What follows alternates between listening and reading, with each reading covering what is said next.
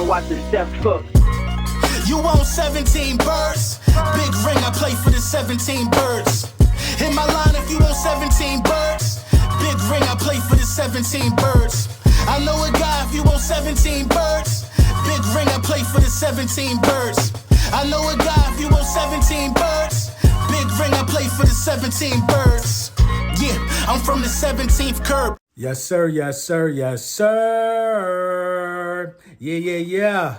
Lil Brunson back at you with the back at you, and I'm the best reporting on the Eagles. Before we get into the meat and potatoes, you already know this video was brought to you by Big Print Champs. Get all your merch. The legendary Hurt Season hat still available. All of those things. Use code Bully10 at checkout, and we're going to take care of you there. So, man, I want to thank y'all for bearing with me. You know what I mean? My studio was going over major reconstruction, new cameras, new mixing boards, new monitors, all type of stuff, so I can make sure that 2024, you know what I mean, is the year that we reestablish dominance in this space. You know what I mean? We've been doing this thing for a really long time. And shout out to all the Eagles content creators all around the world. You know what I mean? I'm just a small part of what makes this engine run. And we got playoff football to talk about. So without further ado, we have, the situation with Jalen Hurts and him not throwing. I know a lot of guys might have talked about this yesterday, but I'm not concerned with the fact that Jalen Hurts isn't throwing. I mean, he has a messed up finger on his throwing hand. That would only make sense that he's not throwing the ball.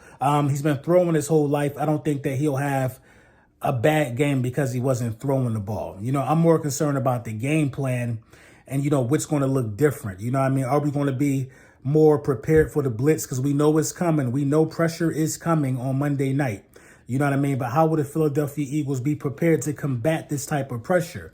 That's what I'm more concerned about. A lot of people are taking, a lot into, Jalen Hurts talking about the injury when reporters are asking him wild questions like, does it hurt? I mean, they just asking way too many questions. Are you progressing? I mean, things are progressing in the right way. That's not a strange answer. That's the correct answer.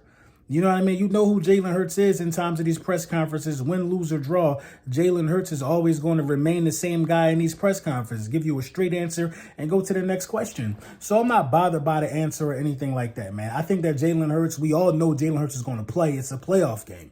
You know what I mean? He's a franchise quarterback. His finger will be fine. They'll splint it up. They'll do something and get Jalen Hurts ready to rock and roll. Brian Johnson continues to get, interest for head coaching vacancies. I think now the Titans, first it was the Panthers, now the Titans are looking at him. This head coaching carousel is moving pretty fast in the National Football League. And, Brian Johnson is drawn interest. So, you can never hate on that.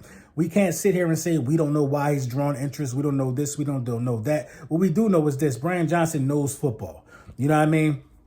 Every circumstance might not be the best one. I don't think he's in the right circumstance here in terms of being a play caller, but Brian Johnson knows football, and that's all you could really hope for in a situation like that. He'll be reunited with Miles Sanders over there in Carolina if he goes there, and they got some good young players in Tennessee if he goes there. But I just don't see him remaining with the Philadelphia Eagles roster this upcoming season.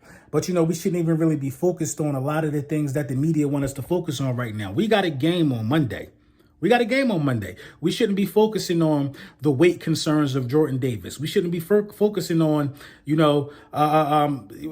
just shouldn't be focusing on a lot of the outside noise. I'm not worried about A.J. Brown or Devontae Smith playing in this game. I've said this numerous times this week. These guys are going to play. They're going to play.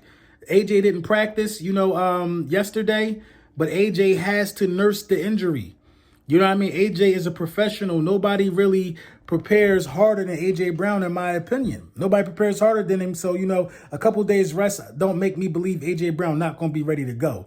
He's a physical specimen in tip-top shape, condition. So I expect AJ Brown to be able to rock and roll, man. The Philadelphia Eagles have an opportunity to seize the outside noise. There's been so much outside noise, man. Now we go from talking about Jordan Davis being fined weekly because he's missing weight. If that is the case, that's something that Jordan Davis got to deal with. Jordan Davis has to discipline himself and be ready to, fight those battles. Whatever he's dealing with that's making him to, not lose weight, get it. He got the bread, get you a dietitian, change your diet, do whatever you got to do. Do whatever you got to do, man, so you can make weight and be the best version of yourself that the team wants you to be at so you could be able to compete. You know what I mean? But, Now is not the time to kick somebody down because Jordan Davis isn't the sole reason why the Philadelphia Eagles defense has been as bad as it's been this year. You know, people are just looking for stuff to say at this point. You know what I mean? I'm not worried about Jordan Davis, you know, not being able to make weight. I'm not worried about it. You know what I mean? Because Jordan Davis don't play cornerback or safety. I'm not worried about it. You know what I mean? A lot of long-term things that we got to talk about on this channel, especially, in regards to the Philadelphia Eagles, you know, but I don't want to get into those things or things that need to change personnel-wise until the season is over because it's like you got to be mindful of this, man. You have a game. We are in the postseason. We do not need to talk about anything long-term right now. We need to talk about the Tampa Bay Buccaneers and how we're going to be able to answer the bell. How are we going to be able to answer the call? Slay also comes out and tweets via Twitter and says that, you know, I guess he's happy to play on the road because, you know, we boo a lot in Philly. I didn't really like that response. And people are saying, you know, he's saying it in a jokingly manner. I understand that it could be a joke. But at the end of the day, man, the boos are warranted, man. You got to accept accountability as a captain. Did y'all do something to get booed or, you know, or the lack thereof? You know, why were you booed? Why are the boos raining down? Why are the boos raining down? And it's not just defense. The offense has been booed as well. The offense has been booed as well. There's been some mind-boggling decisions coming out of the huddle on both sides of the ball. So, you know, I think some of the boos are warranted, but we need to talk about the Tampa Bay Buccaneers. You know, I wish these reporters start asking these guys questions about the Buccaneers. Why y'all not asking Slay about Mike Evans? Because Slay going to be running around chasing Mike Evans. Why y'all not asking these guys about things of that nature, things of that magnitude? I will never understand, you know, the thought process behind some of the reporting. I don't get it for real. Ask these guys questions that matter. What do you remember from the first matchup? I remember that we were the most balanced team we've been all year at 2-0 against the Tampa Bay Buccaneers. How do we get back to that version of football, that version of success? The first step, in my opinion, is by remaining balanced. You shouldn't have a 3-play series where you're not running the ball. You shouldn't have a sequence where there's a first down, a second down, and a third down where you're not running the ball. That run could even come on third down if you're 3rd and 1, but you shouldn't have that sequence where you're throwing the ball 3 times in a row. You got to remain you got to remain balanced. You got to keep a defense like this off balance because once you start passing every down, they start blitzing every down. I'm not concerned with Jalen Hurts, his ability or inability to beat the blitz. He was one of the best against beating the blitz last year. I'm not concerned about it. Dallas Goedert got on the radio and spoke about this. He said that we didn't really get to our packages that are designed to beat the blitz. Guys start going down. Jalen went out the game. We didn't really get to the packages. You got to start the game with these packages, man. You got to start the game with these packages against a Wink Martindale.